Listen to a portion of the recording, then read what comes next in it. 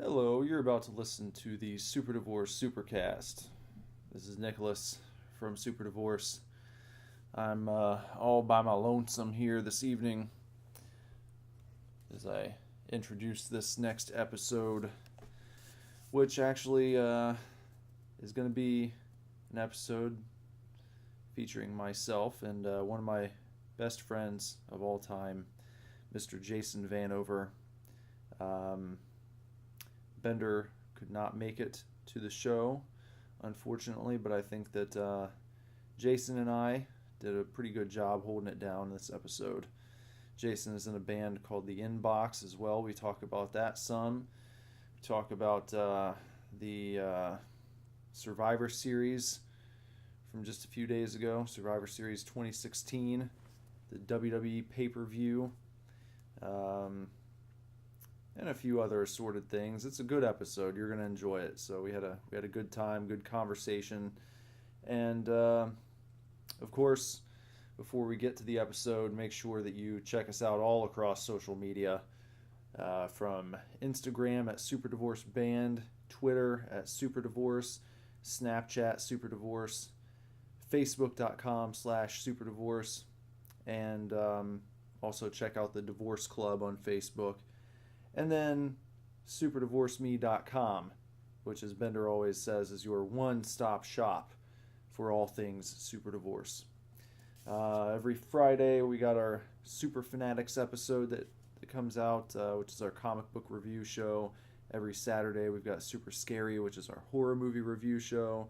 Every Wednesday night we got Super Tokens Show and Tell edition, where I share a piece of gaming memorabilia and talk about it, kind of like an unboxing video a little bit. And then Monday and Thursday, I've got Super Tokens streaming live video games on Twitch. That's twitch.tv/NV0816. And lastly, please send us some mail, some email. You can shoot us an email at divorceclub@superdivorceme.com. Let us know what you think of the shows, what you listen to, if you have any ideas for topics on the podcast, for comic books that we should review, or graphic novels, or any horror movies that we should watch and feature on Super Scary. And then you can also tell me about any games you're playing that maybe I should check out on Super Tokens. So we want to hear from you, and also any other commentary that you might have.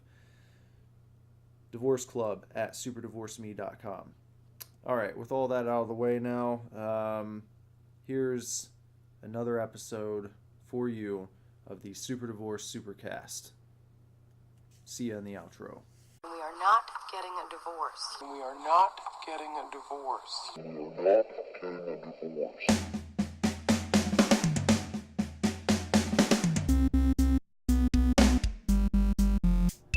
Welcome to the Super Divorce Supercast. I'm Nicholas, and I got a special guest. It's Jason Vanover from the Inbox.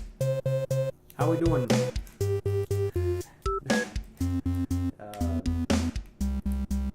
Let's jump right in here, Jason. Well, first of all, Jason, well, I feel like I need to let everyone know. Jason and I have been friends for how many years now?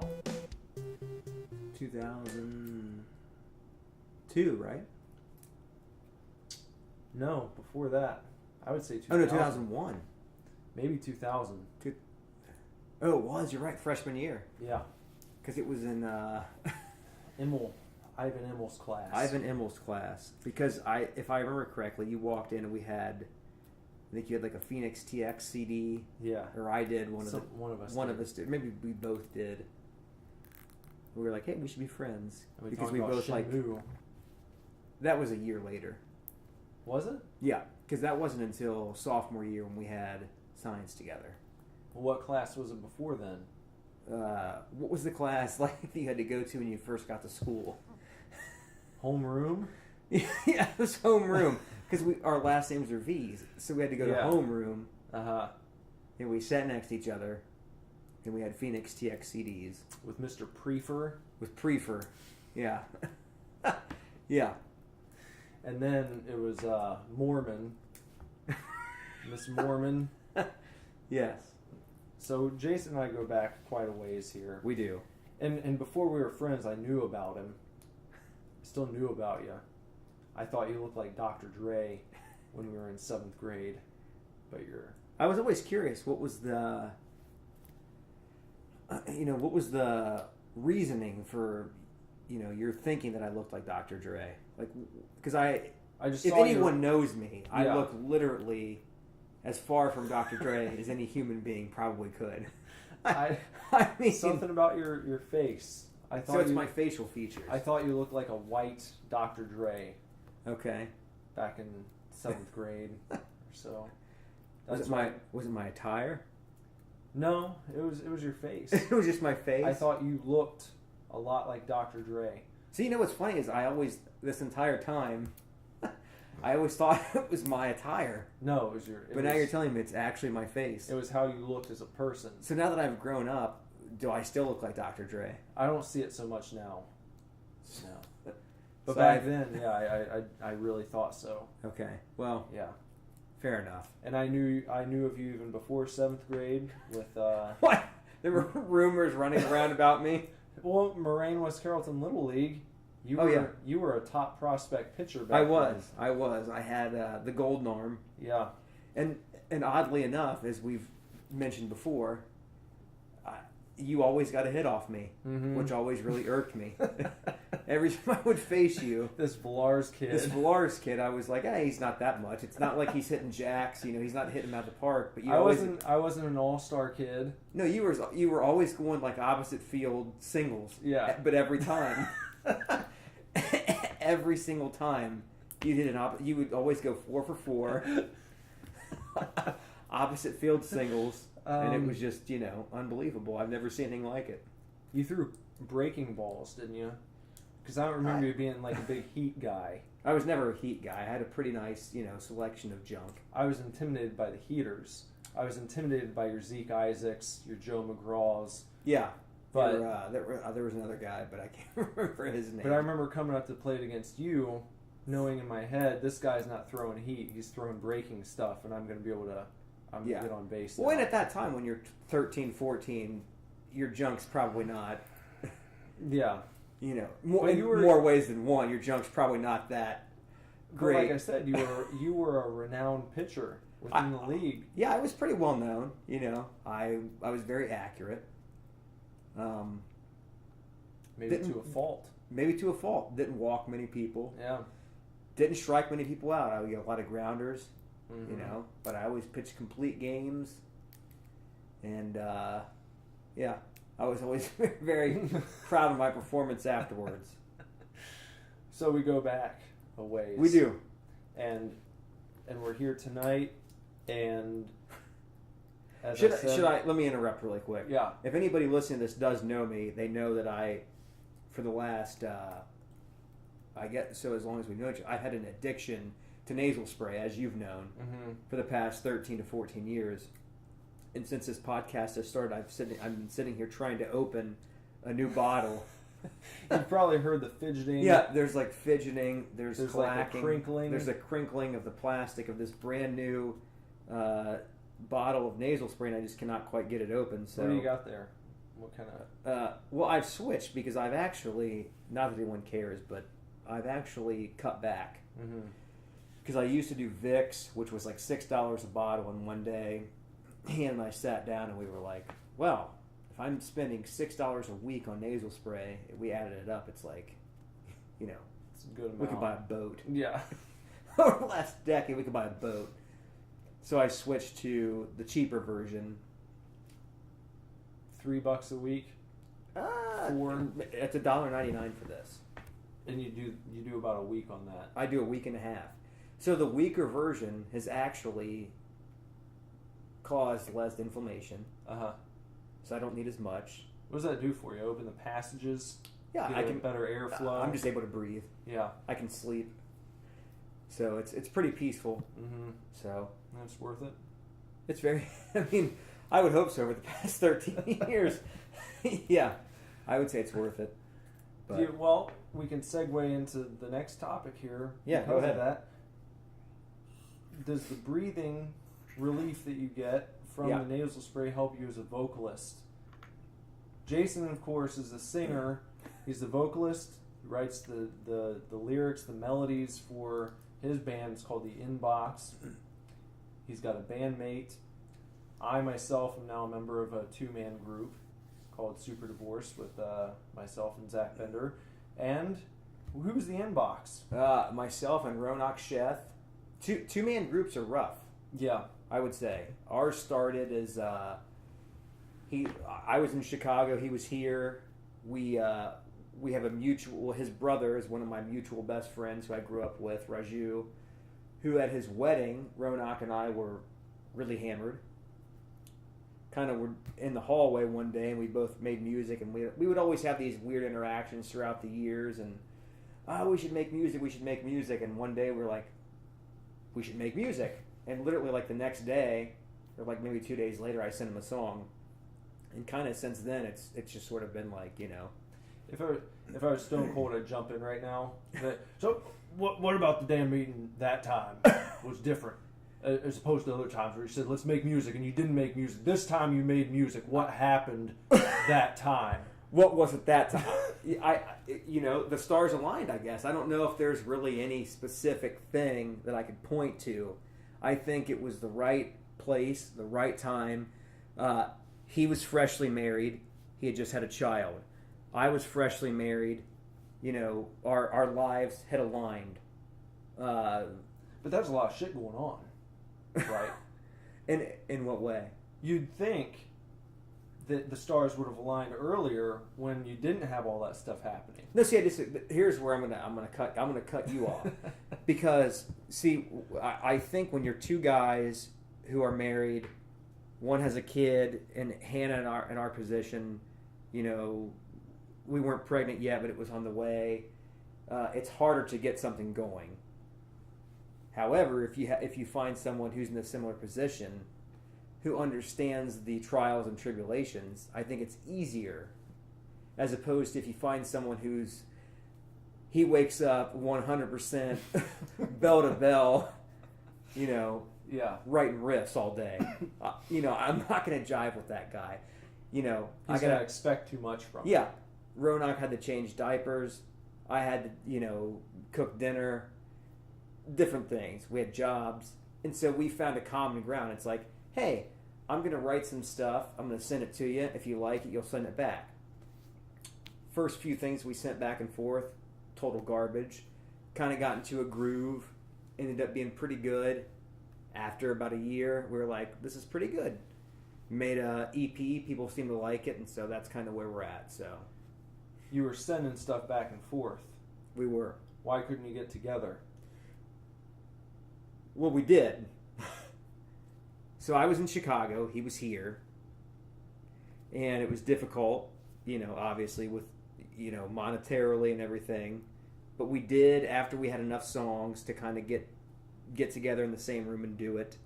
So he was in Columbus. He was here in Columbus. I chartered a bus, and I came up here and stayed for 2 weeks at his home.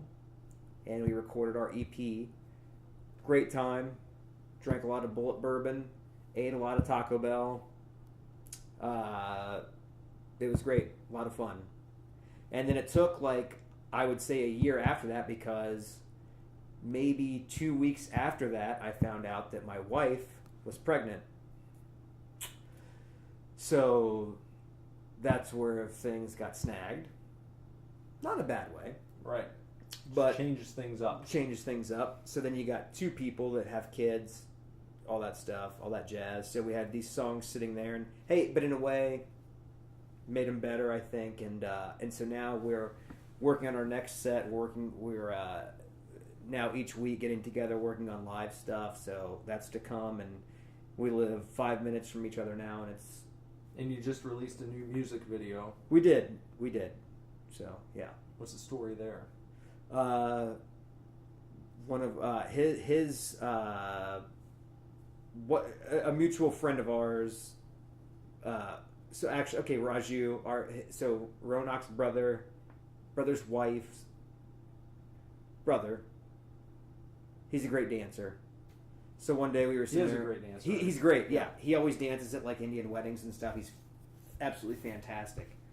So one day Ronak and I were sitting there and we were like, we should just like shoot a video where he just like dances down the Ohio State campus. And we were like, that's ridiculous, but yeah, that's great. And then we were like, yeah, let's just do it. And then we just did it. It's kind of that simple. We were just like this weird idea. We've got the cool graphics going. It kind of went with like our theme, What song was that for again? Separate States. Okay. So Off of what's the name of the album? This Side or the Other. Okay. And that's on Spotify. You got your iTunes, you got your Spotify, you got your Amazon. You know, You can listen to the inbox through all of those places. And any place you want to go.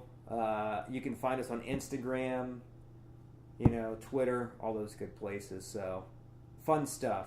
You're an active bunch. We are. Active couple of guys, I guess. We are. We like to goof.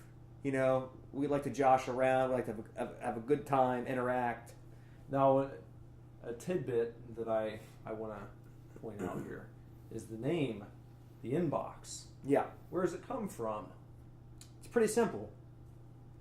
It was sort of just a play on the Postal Service because when we first started sending this back and forth, we were like, what is this? Because we had no intention of doing this like in any form of like actually releasing it. And the entire thing was we would send something to one another. It would show up in our inbox. So I would send him a vocal sample. That's the entire thing. I would send him a vocal idea. It would show up in his inbox. He would send me a riff. It would show up in my inbox. So we're like, the inbox. So it's not, so he's not that he's cool. taking care of the instrumentals. Pretty You're much. doing like the vocal parts, and you come together Pretty much. to form your songs. Pretty much. Yep. I would have some like rough ideas, all the vocal stuff, and then he would take them and mold them into these cool things. Well, there it is. So that's that story. It's the inbox. That's the inbox. Jason Vanover and Ronak Sheth. Check us out at the inbox. It's music business quick. It's a quick. So, I am here at Jason's apartment this evening, and it's been we got together for a celebration of sorts, and the basis of that celebration, I guess, is the return of Bill Goldberg to active in-ring competition for one night only, according to him. If you're not familiar with Bill Goldberg, again, That's how it's This been is- built. Was one night only. yeah, one night only. Survivor Series, it's a WWE pay-per-view, one of the biggest that they Yeah. put on every year for many years now. And even in his first promo, he said, Brock Lesnar, not only are you next, you're last. Your last. And that's very indicative of this is it. Now, a lot of people listening right now might not be familiar with the world of professional wrestling. So you might hear people, well, it's fake, it's silly. First of all, I would say, I watch wrestling, and you probably feel the same way. I watch wrestling the same way that I sit down to watch The Walking Dead. I know it's not real. It's not why I'm watching it. I'm watching it to be entertained by a story. And the story in wrestling just happens to take place usually in a promo or in a match that's scripted inside the ring. Same way action movies are scripted. It doesn't take away from it to me. I watch Ultimate Fighting or MMA matches or boxing matches or sports for a different reason than I watch professional wrestling. Yeah. It's something totally different. So, with that said, within the world of professional wrestling as this fictional thing, this night was especially important for you. It was. What is it about Bill Goldberg? Where does your love for Goldberg start? Why did I come out here an hour and a half from my house to experience this match with you tonight? Well, first, if I can, if you don't mind, because I don't know how much you talk about wrestling on this podcast. Not very often, because Bender's not a wrestling guy. I'm Okay. trying to get him into it. Well, what I would like to say then is that, for people that are into wrestling, it's very special. And in many ways, it's I would say it's as big of a reason as to why you and I are friends as anything. Same with Kyle and I, another of our friends. A lot of friendships are built over this. So the people that say, "Oh, wrestling's fake, wrestling's scripted, all this garbage." People that are wrestling fans, we scoff at it. Yeah. We get it. It's like you're still saying that at this point because we all know. I knew wrestling was fake when I was 5. Like that makes no difference. You don't watch wrestling because of that. It's like there are many more reasons you watch wrestling. So just to get that out of the way. Having said that, I would say. So rephrase your question. I wanted to just put that out there. So rephrase your question. Yeah. So as a wrestling fan, yeah, as someone who invests their time into watching this particular form of entertainment, this fictional product, the same way you watch any television show that you, listener, watch yourself. Yeah. Why is the return of Bill Goldberg at Survivor Series tonight so special to you? Okay. What I would say is that the heyday of my watching wrestling took place during the height of Goldberg, which was, I guess, like 96 through 98, if I remember correctly. So I was, maybe like 12, 13, math's probably a little off, but somewhere around there. So when I think back to the glory days of wrestling, and I'm, for you too, the Shawn Michaels, the Stone Cold, that's the Attitude Era in the WWE. That's the Monday Night Wars, as us in the know call it. You had your WWF back then, and you had your WCW. You did, and you were a WCW. And I was a WCW guy, and my two best friends, you and Kyle, were hardcore WWF, which is now WWE guys. So we would go back and forth, and I was very in my camp. You were very in your camp. So as storylines go, WCW ended up folding. WWE bought WCW. Goldberg ended up coming in 2003 for a very short run. Wasn't very memorable. I enjoyed it. Yeah. I thought it was great. We had a few back and forths about it. We did. I mean, but that's, when you think of Goldberg, that's not it what wasn't. You think of. He had the wig. They did some weird things, but he had some spots. Spearing Jericho through the glass, just some different things that were great. The Elimination Chamber, which is that's an all-time in WCW or WWE. That's an all-time great moment. He had some great times, but it ended. It wasn't good, and then he just disappeared. That was it. Went off into the ether. Was gone, not to be heard from much again. And over the last, I would say, 4 years, maybe. Rumblings sort of started happening where it was like, who was Goldberg before that WWE run, though? What is it that makes Goldberg special to you? Who made him that way? Like in the WCW days. I would say the Road Warriors. I would say Hawk and Hannibal, because those were the two guys that when I first remember watching wrestling, that I was into wrestling big time. Those were my dad's favorites, Hawk and Hannibal and Paul Ellering.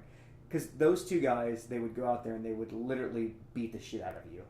And that's how Goldberg was. It was like, I am gonna make your body so sore after this match that because as you know, back in the day, tag teams would go on tours. They'd go for weeks or whatever. They'd go on a 10-day tour.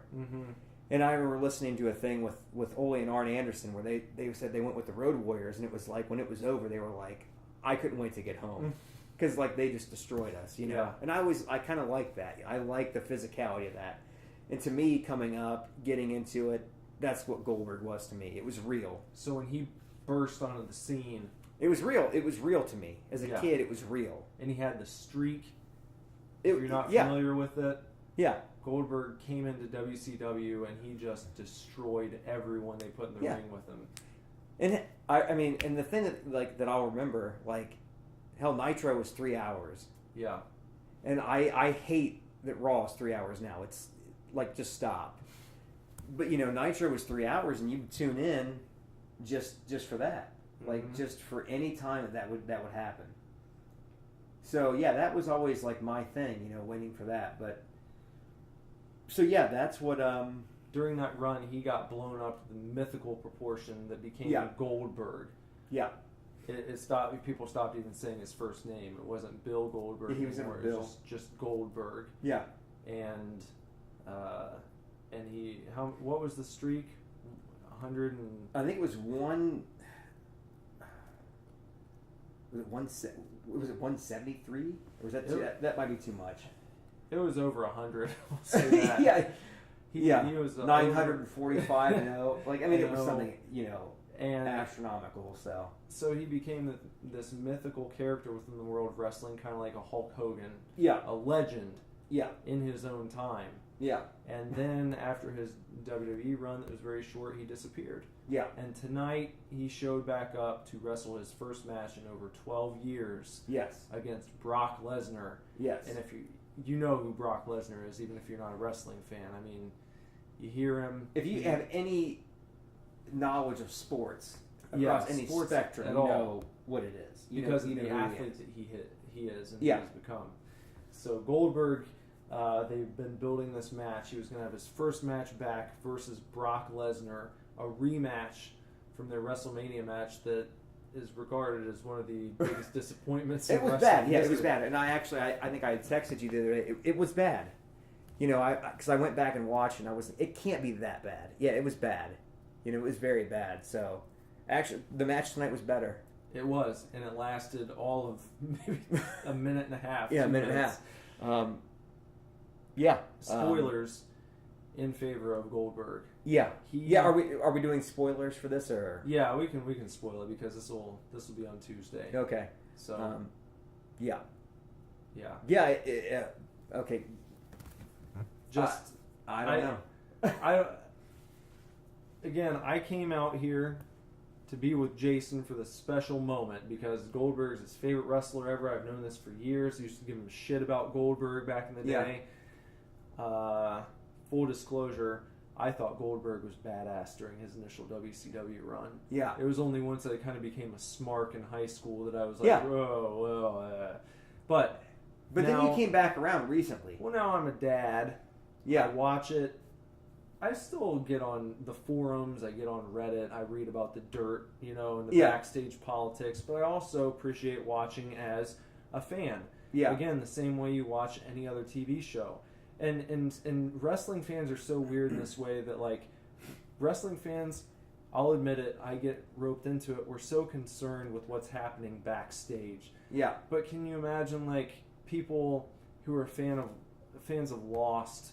Like, maybe they do it. I don't know. I've just never delved into it. Do fans of other TV shows, like, get on forums and read, like, the politics about why certain characters got written off? Or I knew Tony Soprano was holding out for 3 seasons. That's why there was a break in seasons. So it's ridiculous.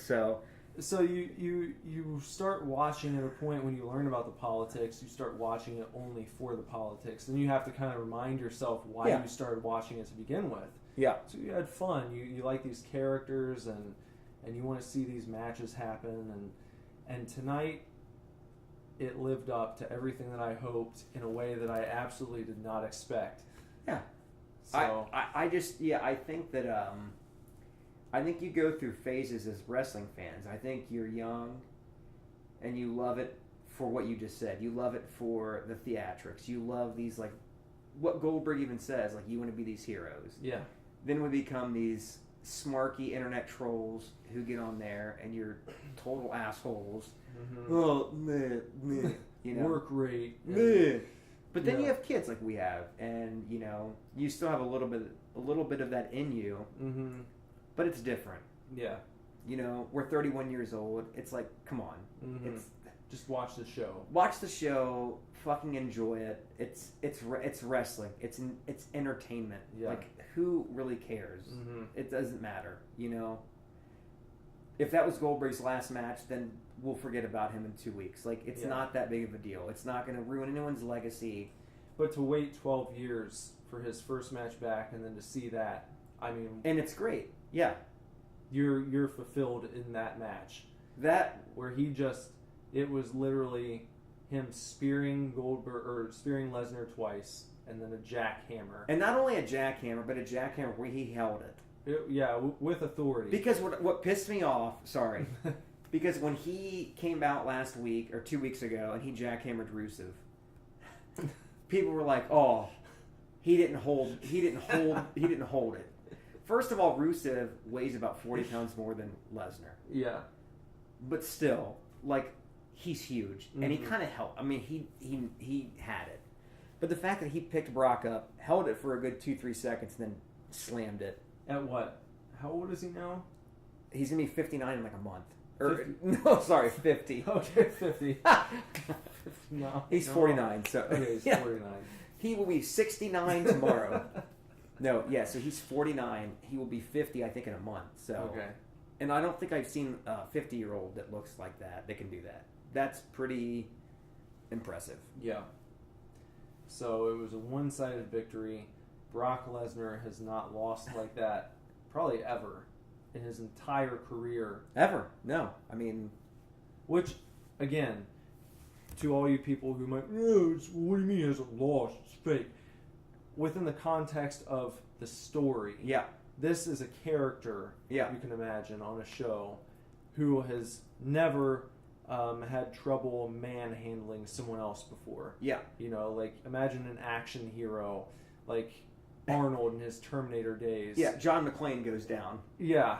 you know, And then has to rebound. yeah, someone just comes in and completely wrecks this guy that you've never seen Yeah. this happen to before. And here's why I think that this is a good move. Because I think that, like, let's say Lesnar comes out, beats Goldberg. Then you're just still in the same spot. I think this gives them creative, you know, reign. Mm-hmm. What happens now? Does he just demolish the roster? Does he go on a warpath wanting to get Goldberg back, which you know lures him back for Mania? I really like, from a story idea, I like the idea of him never being able to avenge this. It's like always that one, Yeah. the one thing, and that Yeah. could be, but that's cool. Like, if the Mania thing wasn't bad enough, now he's 0-2 against Goldberg, Yeah. and the second time he got absolutely crushed. Yeah, I mean, I just like, even if I'm not a Goldberg guy, I think it's cool, Yeah. you know, because again, a victory, you're in the same boat. Mm-hmm. Goldberg rides off, a good send off, he loses. Brock just annihilates Bray Wyatt next month, whatever. Now it's like, okay, well, Brock's still your main attraction, but now what? Mm-hmm. That's cool to me. Like, I think that there's something there. Unless he's gone. That's it. But that's why it's cool. Like that, Yeah. you tune in. I think ratings might pop a little bit. They might. We might. Is Goldberg going to be back soon? You might get a Goldberg proper send off. I don't. Yeah, I will tune in to Raw tomorrow night. I highly doubt they will be on, Yeah. but to say that they wouldn't be there for Rumble maybe or whatever, Mm-hmm. I'm intrigued. I'm definitely intrigued. Well, yeah, that was a good Survivor Series. Yeah. I was pleased. I was very pleased. I think that it delivered. I think most importantly, it's a big four again. Mm-hmm. You know, I think we had talked about this. I always liked Survivor Series. Yeah. I always thought it was a great PPV. To me, I always liked it better. SummerSlam to me was never. I mean, it was okay. Yeah. I always liked Mania, Rumble, and Survivor Series. SummerSlam was okay. They've really been trying to build SummerSlam up lately. Yeah, but I can't. I'm trying to think back of like these great SummerSlam matches. I can think of great Survivor Series. Mm-hmm. I can think of these great Rumble matches. You know, so I'm glad they're trying to rebrand it, Yeah. make it a big deal again, and that hopefully did the job. So Well, we shall see. you can check out the WWE Network for only $9.99 a month. Great value. It's a great value. You get a lot of great quality content. You get your NXT every week, your Takeover pay-per-views, your WWE pay-per-views, and Oddly enough, there is one thing about the network I hate. what's that? There's no Raw replay on there. No, not yet. I don't get that. Some sort of That makes absolutely no sense to me. it's some deal that they've got with USA, I believe, Okay. that prohibits them from being able to put those on there. Okay. So maybe someday. They're on Hulu. Oh, really? You can watch Raw and SmackDown on Hulu the next day. Well, then what I would say is to subscribe to the network and Hulu. That's what I do. Okay. I mean, What about Netflix? Do that too. I Yeah. do too. So all three. What about Amazon? I do. I do that as well. I got my Prime. Yeah, I have that. My Hulu. Do you have cable? Netflix. Yeah, I got. I cable. I also have cable. Living Boy. very privileged, cushy Boy. lives here. We're But I just got cable for the first time in probably close to 10 years. yeah. Several months ago. I went about 10 years without having cable, and I got a package deal in the mail from Cincinnati Bell, where I found out I could get cable and internet for the amount I was paying for just internet through Time Warner. What would be interesting is if we did like a flow chart Yeah. where we went through with Hulu, Netflix, the network, cable, because I also have HBO Go and I have Showtime, Mm-hmm. and see what we're getting across each. You know, I don't have HBO Go or Showtime, but I do the extra subscription to Cinemax because that's the station that airs the Outcast TV show, okay. and then I also have Shudder, which is like a streaming horror movie service.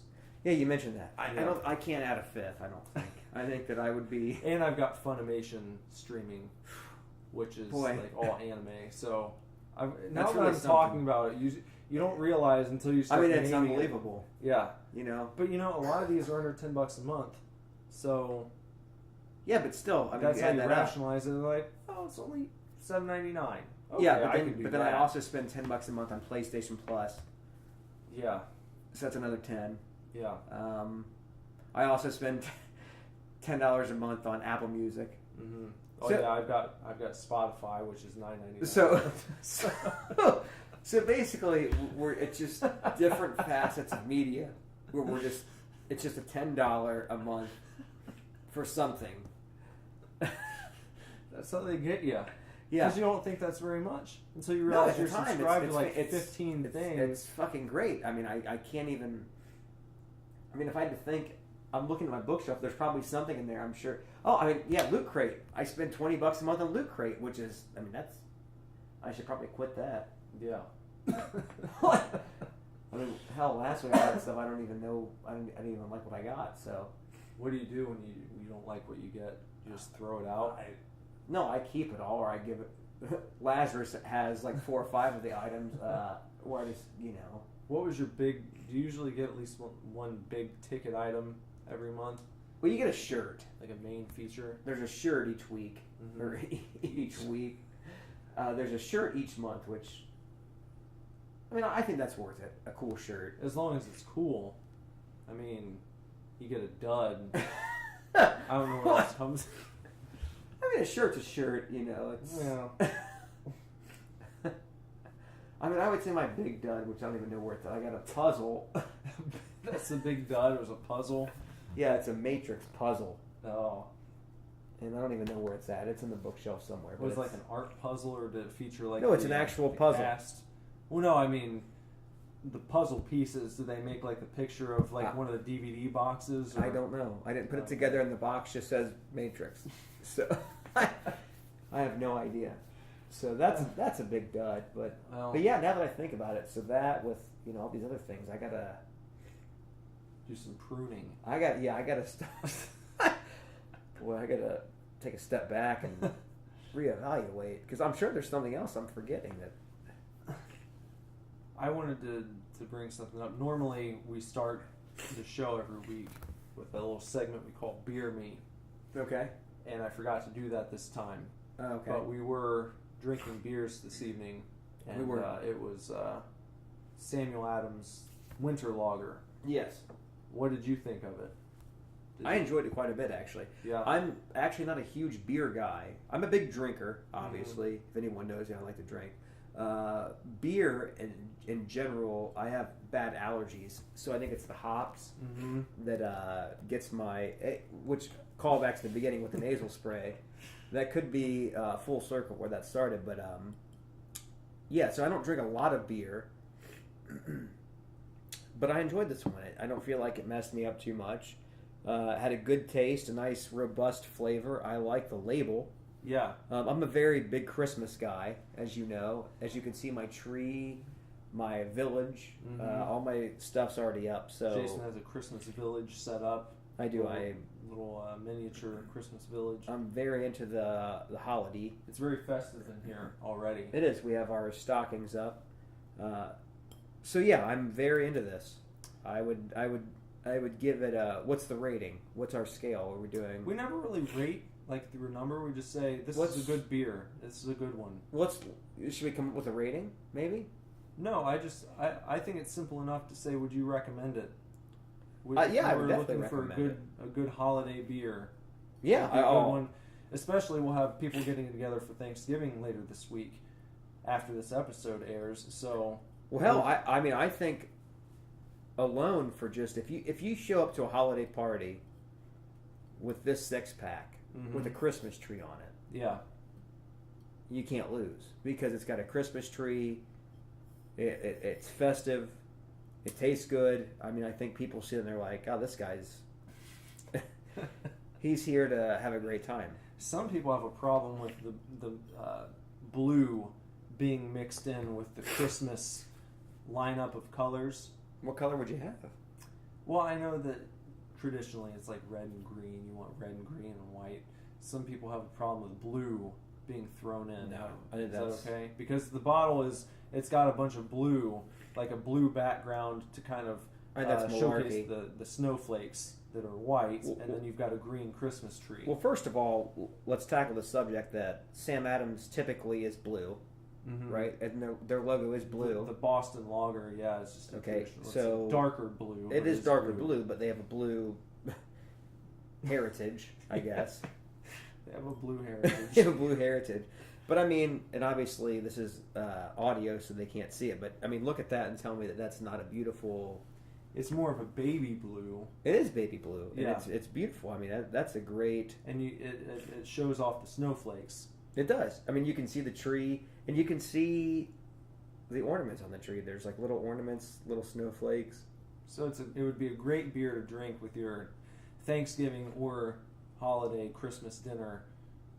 Because I feel like around Thanksgiving you can break out all of the Christmas stuff. Yeah, I would say out of 10 turkeys, I'd give this 9 turkeys in terms of bringing it to a Thanksgiving party. Bring this 6 or 12 pack, and I think that you'll be the hit of the party. I agree. I agree with you. I couldn't. I think it's fantastic. As coming from a guy that when I drink beer, I have to swallow 15 to 16 Benadryl before I go to sleep, so I don't choke out. So, so yeah. So how do you feel then about? Well, if you were able to see the scene right now, we're kind of sitting on the kitchen countertop. Yeah, we call this the bar. The bar here, and to Jason's left, we've got the Sam Adams bottle we were just discussing. To your right, we already talked about your nasal spray. Yeah. I want to talk about the new Metallica album real Okay. quick. Okay. We did discuss this briefly earlier this evening, but Jason has the vinyl version of the new Metallica. I'm holding it up. Hardwired to Self-Destruct. Yes. What do you? Because I don't know. Have you given the entire thing a listen? Well, listen a few times through, or just maybe a once over? I've listened to it 3 times, and I want to hold off because I can already tell you it's in my top 10 of the year. Any chance, right off the bat, that it might make it up to number 1? It is not number 1. No way possible. It is not even possible. Not possible. Not possible. And I don't say that in a negative way. This was a tough year. We've had this discussion many times. I actually had a Facebook or an Instagram post recently that I think maybe you commented on where I couldn't believe the year of music. Not just from bands that we love, but just in general. So, and in many years this would have been a 1 or 2, but it's a top 10 by far. Top 5, maybe. I'll hold off. I'm gonna hold judgment because I want to have that. You know, I will. It's not number 1, but Okay. I want to hold off judgment. I think it's fantastic. I think Metallica is a very special band for me and you. I think that it's sort of. Sorry, I'm snotting now. It's the beer is starting to take hold. I'm starting to not be able to breathe. Metallica's weird, and it's like Dreamcast, I think, for us. It's like one of those things we kind of bonded over back in the day. And I know before I even met you, you were probably the same way before you met me. Metallica for me was the first band I can remember ever really, really getting into. 100%. Where I wasn't listening to what someone else told me to. It was like I heard this band, and it was Until It Sleeps from Load. Really? I remember when I saw that video on like VH1 MTV back in. That was the one, huh? And then I got that album, and then I wanted all the other ones, and I started listening to them. And Metallica's like all I listened to from like 5th grade until 8th grade, and I just had that burned into my brain. Yeah. So they are special in that way. Yeah, 100%. So, well, for me, it was Dave Matthews Band. Yeah. That was my whatever. But Dave, don't apologize. no, I'm not. I won't apologize. I'll never apologize. But Metallica was that second band that I would say maybe has paved a path more to where I'm at now musically, and maybe a little bit of both. But this is a very special record. I think after what's it been 8 years? I think since their last record came out or something like that. It's fantastic. I just think. If you're a Metallica fan, God, you're doing yourself a huge disservice if you don't. Yeah, the thing if that you I don't loved pick it up. about it so far from listening to it was like I'll hear things within every song where I'm like, I'm thinking that part is Ride the Lightning, that part's Ain't Justice for All, that sounded like Kill 'Em All. When you hear everything come together and it sounds natural, not like they were forcing it though, it's like, oh, this is Metallica now. They're just incorporating everything they've ever done into this album, and it's really good. Well, the thing you know about me, too, is I'm very, hook driven. I like a good hook. I like a good chorus. I've never heard Hetfield hit hooks and choruses and that's why I was saying Moth to Flame is, my favorite, or Moth into Flame. Yeah. Some of the choruses on this album, I'm like, what? This doesn't even sound like Metallica. He's, murdering this song. This sounds fantastic. So, but, yeah, fantastic record. And the CD is split into 2 discs because the songs are they average over 6 minutes a piece. Yeah. So it's amazing. This is a double, I believe. Yeah, because the other disc is in the thing. So yeah, this is a double. Yeah. Vinyl. It's a good quality. It is a good quality. You're getting a lot of music for your money. Only $24 too. So I feel like that's not bad. And the CD, I picked mine up at Target, but I also saw it on sale at Best Buy for $9.99, both places. Really? Yeah, for a double disc, deluxe edition, great artwork. And just for the listeners, we should point out, I burned a copy for Kyle. Yeah. So he's probably flying down the highway right now listening to it, going 90, hopefully enjoying it, Yeah. Just ripping the whole highway to pieces, so. Tearing up 71. Yeah, just killing it. So, but yeah, great album. I hope that you bring me back for the end of the year album of the year podcast because I'd like to have you because I'm interested to hear. This I can promise you this is my top 10. Mm-hmm. I don't want to give away what number. Mm-hmm. It could be number 2, could be 10. It's not 1. I promise you that. But anywhere from 2 to 10, they could be there. See, I do have, because you just said it could be number 2. It could be. But it's not 1. It's not 1. And that makes me feel like you already have your number 1 picked out. I do. So. I do. Well, we'll have to check back in. Yeah. I've had my number 1 picked out, I think, for a little while. Okay. So, I was pretty steadfast when I heard it. There's been a couple things along the way that have rocked the boat a little bit. That have rocked the boat, but I'm pretty steadfast. but definitely top 10, and I couldn't give it a higher praise. I would, if I was, writing for Rolling Stone or one of these magazines, I would give it a 9.8 out of 10. This is everything you would have wanted as a Metallica fan from a new Metallica album in 2016. I couldn't have asked for anything more. Not one thing. I think the artwork's great. I think actually, I'll tell you one more thing. Sorry. The other thing I love, like you just mentioned, I love the songs are like 45 minutes long. I fucking love it. Yeah. I love that I put a track on. It's like, well, I'm gonna drive back to Dayton, and one song will be exactly over. Like that's And Justice for All. That's Ride the Lightning. 9-minute tracks. You're gonna get your face ripped in half during this song, and that's what I like. And I mean, hell, well, the it's not on here, but I was gonna look at the track, the times. But well, yeah, I think I had time to drive because I started one disc when I left my house, and when I made it here, it had been enough time. Disc one. I made it through both discs, but it would have only been like making it through the entire album and then having one more song play. Yeah. It's like 90 minutes or so. It's a fucking long album. Yep. Again, you're getting your money's worth. You are. And you know what?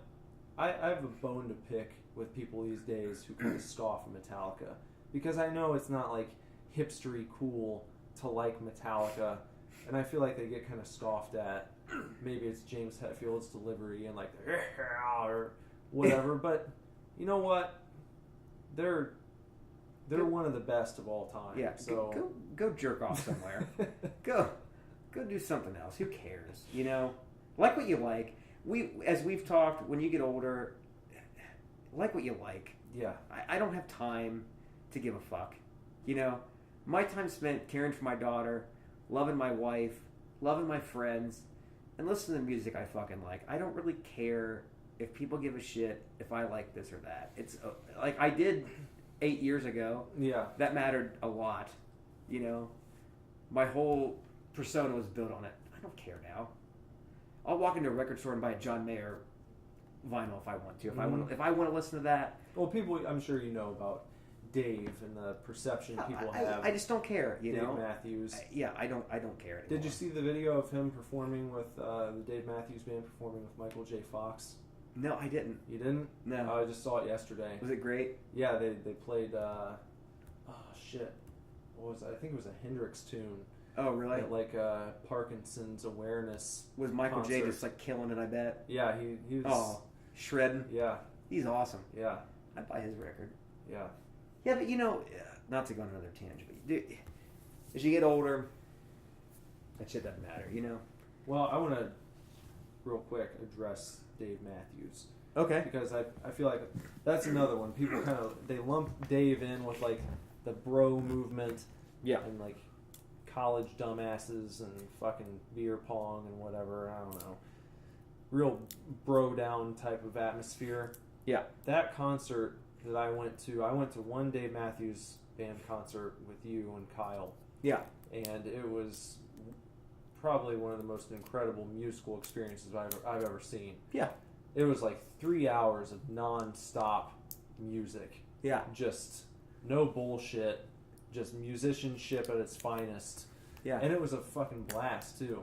Well, I would say with that, the problem is bands can't dictate who their audience is. Like, you know what I mean? Yeah. I'm not saying that Dave Matthews Band set out to want, like, a goth audience or, whatever. But they make music, and whoever likes them, and that's who likes them. That doesn't take away the fact that they are, like, that Carter Beauford is probably top 2-3 drummers working today. That they are amazing. People give them shit, and that's fine. I get it, because the crowd is kind of annoying. And because Kyle and I, we went to concert after concert, and it did get a little redundant, but,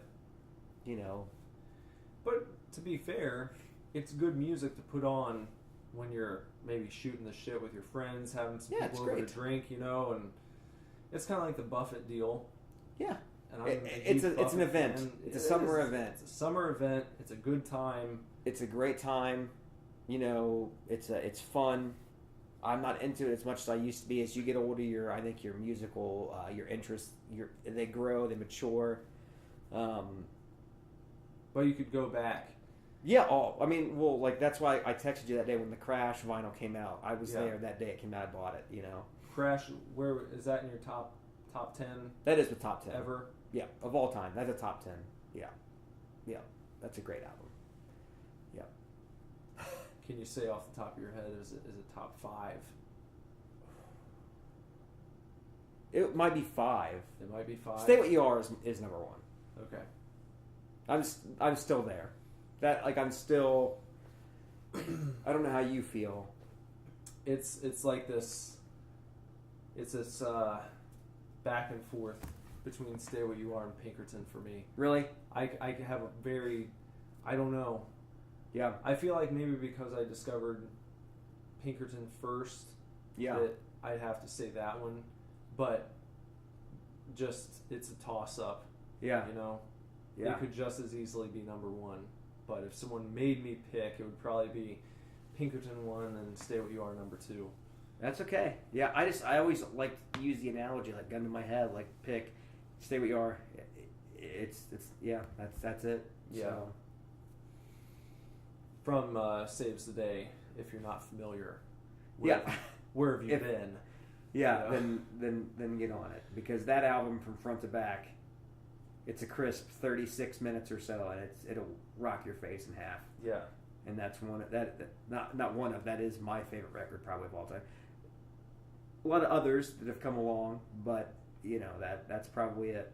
So I would have a hard time, I think, putting my top 10 together. It's changed over the years, because some Queen, some Beach Boys would be in there. There's some different things that would make their way in there, but that's still my definitive, I think, number 1. So would Coheed be in the top 5 with anything? Yeah, I would. Oh yeah, I would say In Keeping Secrets would be. That's tough. I thought Afterman was. I know. I'm thinking. I don't. One of the two. Or Good Apollo. I mean, Good Apollo would be maybe they're interchangeable, but yeah, one of them would be in the top 5 by far. The problem with Coheed, if I did a top 15, they would all probably be at least one slot. Mm-hmm. So, yeah. Well, maybe we can do an all-time favorites episode sometime. I would love to. Yeah, we should. Maybe after the new year, we'll sit down and do one and list our reasoning and But I'm ready for our top 10 of the year. Mm-hmm. I think I want to do that. I've pretty much got mine kind of picked out. So I haven't done any sort of fine tooth combing of the year itself. I know there's been a lot, so it might be. That's what's tough. I'm gonna have to go back through. You have to go through because, I think if Bender's gonna get in on it too, which I definitely, I think it would be a very eclectic list. Yeah. And see, here's what I would like to do as well. What we do is we each do 10, and let's say each of us have the same album. Mm-hmm. It gets 2 points or something. Yeah. So then maybe we can definitively say, well, this was our album of the year. Yeah. Let's say, not saying we will, but let's say we all have Weezer White Album as 4, 5, and 1. Mm-hmm. Then that's our album of the year. Something like that. So okay. Yeah. That's a fun format. That is a fun format. I like that. So that's what I say we do. So we'll have to do that. And I'm sure, I haven't looked, but I have to assume there's at least a few more releases that I'm not thinking of that are going to be put out before the end of the year. This was the last one I was waiting on. This was it. I'll have to look and see if there's anything else, but I feel like there's got to be at least something in December. Because most of the time, stuff does not get released in December just because of the holidays. But I'm sure there's something. Yeah. But I'll look. But yeah, this was my last. Maybe the new Josh Groban Christmas special. Yeah, that could be number 10, number 9 or 10, just depending on which things he covers. But the new, I'm sure there's a new Trans-Siberian Orchestra. I think Charlotte Church has a new originals coming out as well. Yeah, Mannheim Steamroller, probably a new one December. Yeah, so we'll see. I know Vince Gill has a new one as well, so we'll see what happens there. And Colin Ray. But yeah. Well, all right. Well, yes, it's been fun. It's been a good time. It's good. We covered a lot of ground here. We did. So, again, I want to thank Jason Vanover of not only the Inbox but also of my life. Check out his band, though. Check out the group, the musical outfit that him and Ronak Sheth have put together. The Inbox. Where all can they hear your stuff again? So you can find me on Instagram at JBV Inbox, I think. I don't even know. That sounds about right. I think it is JBV Inbox. I think it's JBV Inbox. The Inbox Music on Instagram. The Inbox Music on Facebook. Inbox Music on SoundCloud. And then just, hey, if you want to check out our new video, go to YouTube and type in The Inbox Separate States. And you'll see a beautiful Indian man dancing down the street. And that's our good buddy, who's a great dancer. Over by the Newport. Right over by Newport, yeah. He's a great dancer, and you'll enjoy the video. Yeah. So, that's that. All right, well, thank you guys for listening this week. And sorry Bender couldn't be here. He'll be back next time. But I think that we did a good job filling the void. And I want to thank Jason again for being here and providing his talents and his insight this week on the episode. So, thanks for listening, and we'll see you next time. Until next time. Bye-bye.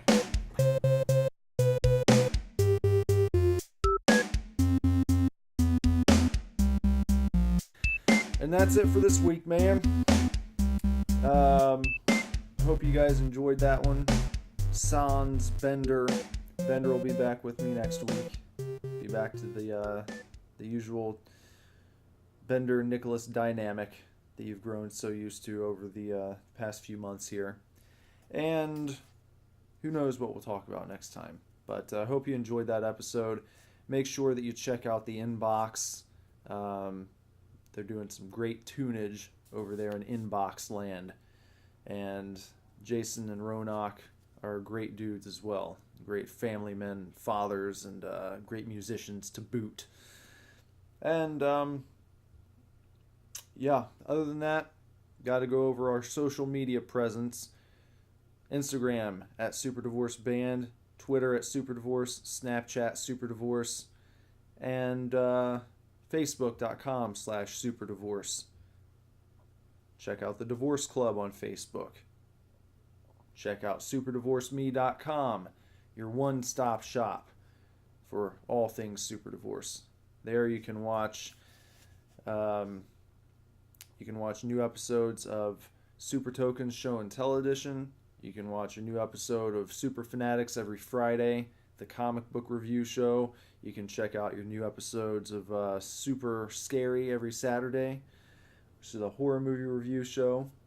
And then twitch.tv/NV0816 every Monday and Thursday night at midnight for some live streaming video games.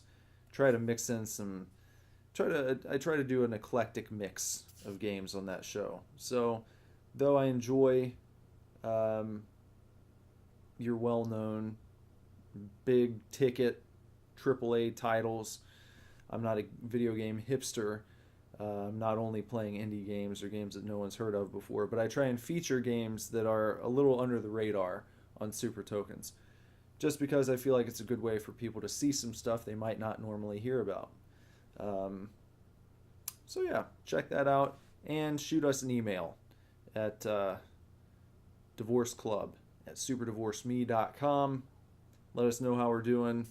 Suggestions for any topics we should cover on the podcast here. Ideas for movies that we should check out for Super Scary, or comic books and graphic novels for Super Fanatics.